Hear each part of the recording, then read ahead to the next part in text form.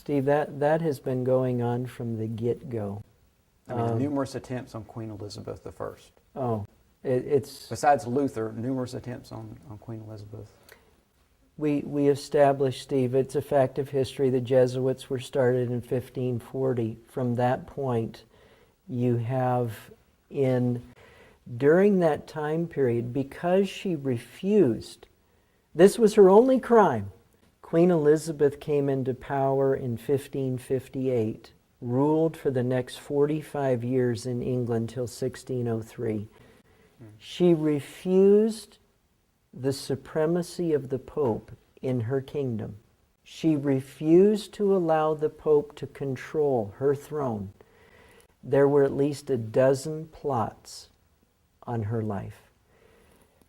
If it had not been for the intervention of God and the work of her immediate assistants, a man by the name of Francis Walsingham and Lord Cecil, these two men matched wits with the assassins who tried to kill Elizabeth, and these two men protected her, with the power of God, of course. Because all of those attempts failed, Steve, Philip II of Spain, who was a devout Catholic, he was the son of Charles V, who tried Luther at Worms. Both Charles V and his son Philip II both used all of their wealth, all of their political power to destroy the Protestant Reformation. Well, when Elizabeth could not be killed, Philip II and the Pope at that time, they got together and Spain built the most powerful fleet of ships that had ever been assembled. It was called the Spanish Armada. The purpose for the Spanish Armada was one. It was to go up the western side of Europe and to go right up into England and destroy the throne of Protestant Queen Elizabeth. That was the whole reason for it. The movie that came out within the last few years, I think it's called Elizabeth the Golden Age, discusses this, and probably one of the things that she says, and the actress says in the movie, is that a gentleman in the bows of the ships is the Inquisition. Okay. And be ready. If they land, we will have to face that. Oh, that's a true statement, Steve. That's indeed a true statement. Elizabeth was only one, Steve. Right in that same time frame of Elizabeth from 1558 to 1603, you have William of Orange in the Netherlands. William of Orange had been in the court of Charles V.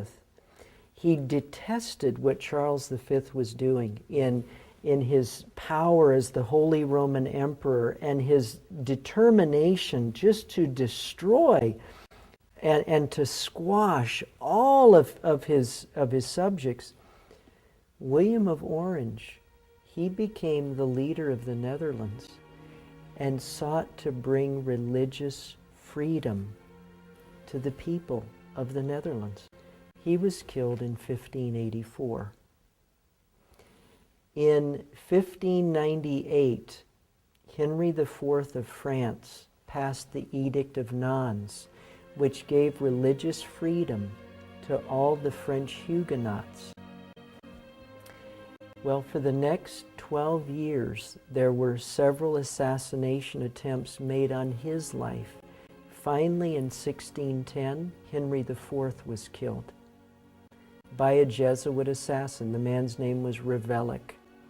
In 1603, when King James, who is the man whose name is attributed to the King James Bible, when he came into power in England with the demise and death of Queen Elizabeth, 2 years into his reign in 1605, as he was going to meet with Parliament in England in November of 1605, the Jesuit priests of England, the main one was Francis Garnet.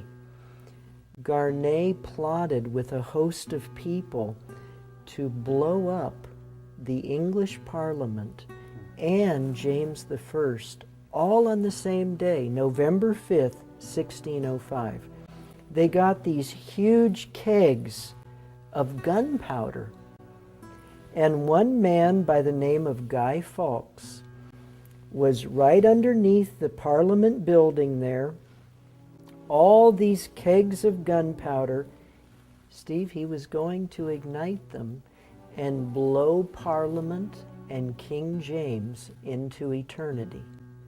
Well, fortunately, it was found out that he was there with all that gunpowder. Well, Guy Fawkes was arrested.